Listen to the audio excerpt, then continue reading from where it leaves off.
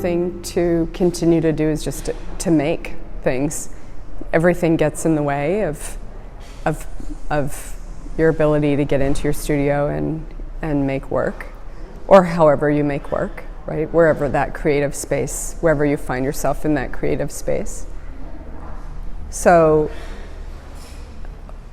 eventually, if you continue to make things, you will be one of the very few people that continue to make things, which sounds really simplistic, but it's actually, I think, the hardest thing.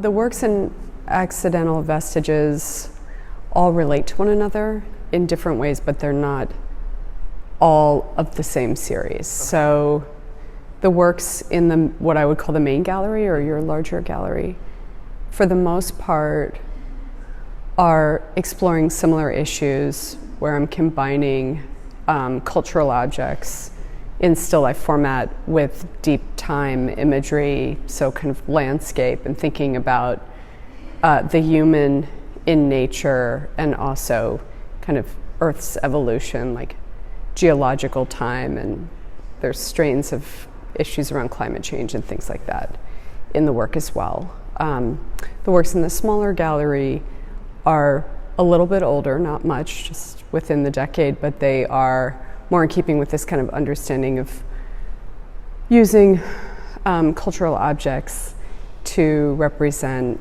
either the individual or societies, and almost a portrait of an individual or a society through objects. So they're really kind of more classic material culture issues.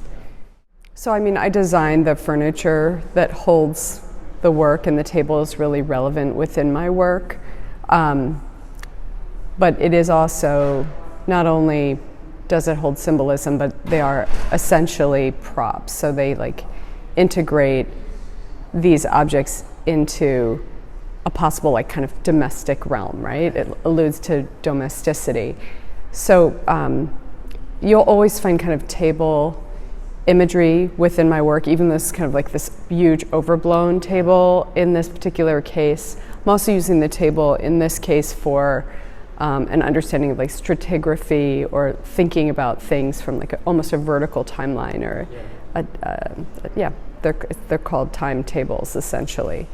In that particular piece, that is a piece that I think is very similar to a large body of work that I created that was basically using this vocabulary of still life within a table format, and then creating relationships between different objects and having them dialogue between each other. Laid Table with Fish specifically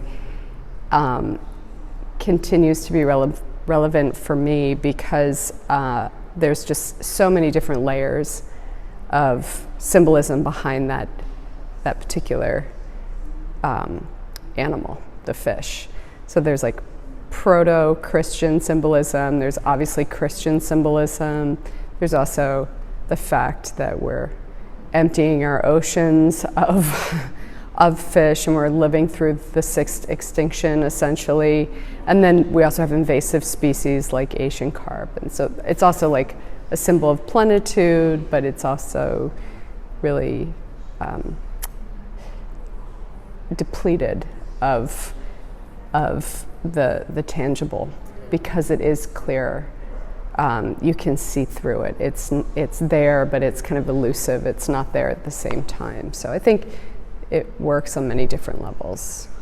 And no matter how large or small the compositions are, there are margins that the piece changes every time. It's a living sculpture essentially. So every time it's disassembled and then reconfigured somewhere else, it's going to be approximately the same. I have templates that I work with, but they are different. It's going to change. It's going to be different every time. Every single fern leaf does not go next to every other fern leaf. So it is an interpretation, and it will change, especially depending upon who is caretaking.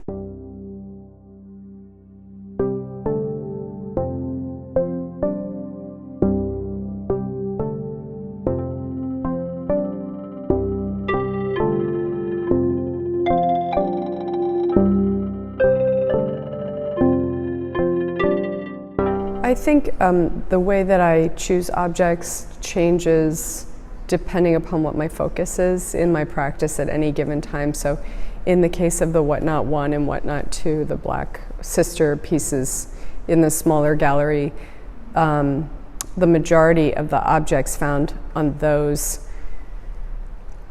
pieces are replicas of objects that I live with in my own home. So in some ways they're self-portraits, and then on top of that I kind of included depictions of the human body, like you'll find a heart and a foot and a head on those pieces. So I'm interested in kind of blurring those lines between utility, body, still life, like furniture is a metaphor for body, that kind of thing. So there's different things that drive me for each piece. The laid timetable with SciCat, I was very much interested in creating essentially like an abundant composition on the top that was primarily human-made, and then have the floor literally be almost history, like a paleo landscape, or a fantastical landscape of what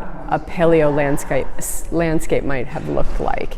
So for me, that was like what drives the composition. And then from a formal concern, of course, I'm concerned with many things that all other kind of artists ultimately either embrace or abandon in terms of like a historical approach, like, mass, texture, volume, scale, density, like moving your eye around and creating a dynamic environment. So, the composition becomes really important just formally as well.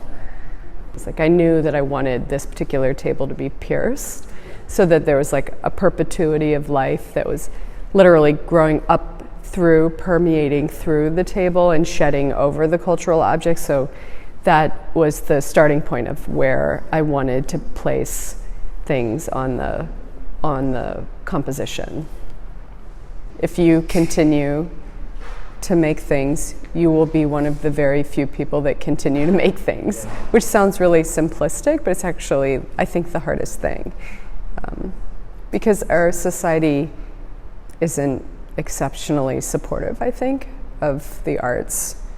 That's probably a huge understatement, but so I think you have to carve a way to do it if you really are driven to do it.